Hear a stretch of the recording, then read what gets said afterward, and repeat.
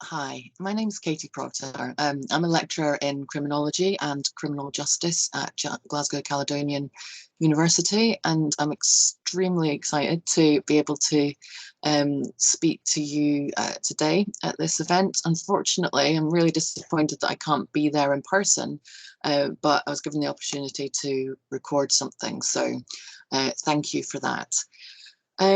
So, as I said, I'm a lecturer in criminology and policing, but I've also worked in the past in places in women's refuge, for places like Women's Aid. I've also worked for Rape Crisis, and now doing research. I'm particularly interested in sort of gender-based violence, and semiology is a recent interest of mine, which is essentially the study of social harm or harms in general. So when I was thinking about what I wanted to sort of talk to you about, there's so much, it's such an enormous subject, and I'm sure you've got fantastic speakers that are probably going to be able to say a lot more valuable sort of practical stuff to you today. So I started to think, well, as a criminologist, what do I think about stigma? And what are the sort of different positions out there, I guess. And I suppose in a criminological sense, when we're talking about criminology and theory and causes of crime and things, we talk about labeling theory. And essentially we're saying if somebody gets labeled in a particular way, in a negative way, as a somebody who behaves badly or in a deviant way even, then it's going to turn into sort of some kind of reinforcing cycle where actually somebody does become what they are labeled. And that comes from being labeled as somebody who's bad or not reliable in some way, and therefore they don't have the same opportunities necessarily. They might find it more difficult to get a job, and those kinds of things. And that can lead to crime in terms of, if we're thinking about it in a criminological sense. However, I mean, as a theory for criminology, labeling is problematic on lots of different levels. But I think there's definitely parallels there when it comes to things like stigma. And what really interests me is the dynamics of power and control and choice that can be associated with labeling somebody, with stigmatizing somebody, and the sort of greater social harm and social injustice that can be caused from that. So if we think about labeling, it's normally associated as a negative term, but labels can be positive too. So for example, I am labeled as a lecturer, and that comes with an enormous degree of privilege for myself. And it comes with a lot of respect from people, and I'm asked to speak at events like this. So I have a really positive label, I guess, in that sort of sense. But when somebody is labeled in a negative way, like being, I don't know, a drug user or a criminal in some way, then that comes with stigma. So the label essentially stigmatizes somebody. When it's somebody in a position of privilege, like myself, then the label is considered a title, I guess, as opposed to a stigma.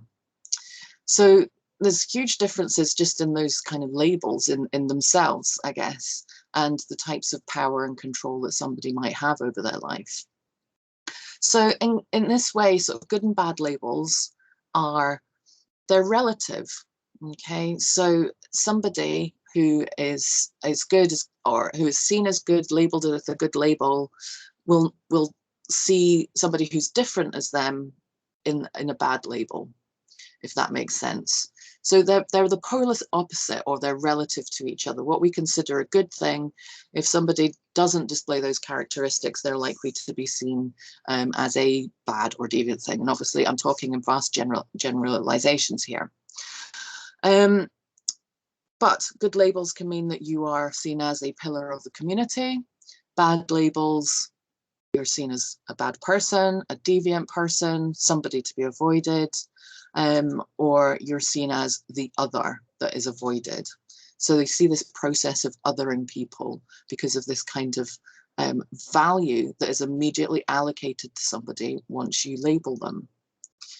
And with that label, with that value, comes a degree of, or it has implications for the degree of power and control, the choices that somebody might have in their life. So labeling someone in a positive way inherently gives them a great deal of power. So I've been labeled in a positive way, and I have a great deal of power because I am able to speak and record myself, and whoever's been watching this is kind of being made to watch it. So I'm hoping that that isn't seen as an abuse of power and that you're finding some of this interesting and positive. But I have a lot of choice in my life, and the way my job gives me lots of choice. And I have lots of choice in my private life because of this label as well. So the more power and choice, the more decisions that can be made over your own life and possibly of others, and the more control that you have over your own life and what you can do. However, the more negative a label that is given, the greater the impact or the stigma that that can have on somebody. And with less power, with less control that comes with the stigma, people could well be making decisions for you. They may be telling you what you have to do to avoid being put in prison, to avoid being sacked from your job, or to avoid being put into some kind of rehabilitation program. So that person has less power, less choice, less decision-making ability, and less control in their lives. And this can fundamentally cause or create or maintain inequalities. And what I find really interesting and really pertinent is the fact that it's never the people with the negative labels that get to make the labels. Okay, so nobody is going to stigmatize themselves in that sort of way. So it's the people with the power, with the privilege, with the positive labels, judges, police officers, criminal courts when we're talking about a criminal sense, lecturers, academics, people with relative power over other people that get to create these labels. And that is an enormous amount of power. Because nobody is going to make a decision or create a label for themselves that is going to reduce that privilege and that power. Okay, they're going to create labels for those that they see as different or as others. And whether or not that's consciously or unconsciously, those labels and allocating those labels and living your life as if those labels are real, they're an inherent thing, which they aren't. It's a construction from our own cultural and social values. But that's how power inequalities are maintained and reinforced on a large scale. So in this way, stigmatizing labels can have their life, or people with those labels, sorry, can have their life opportunities reduced considerably, and they are unlikely to be able to realize their potential. And it isn't necessarily them that is stopping them from realizing that potential. It's the label and the people who have given them that label, because they're the people that are in charge or in power in respective ways. So when that happens to, if we're thinking about communities or groups of people, as opposed to the individual, that can have an enormous impact and create huge social harms and social injustices.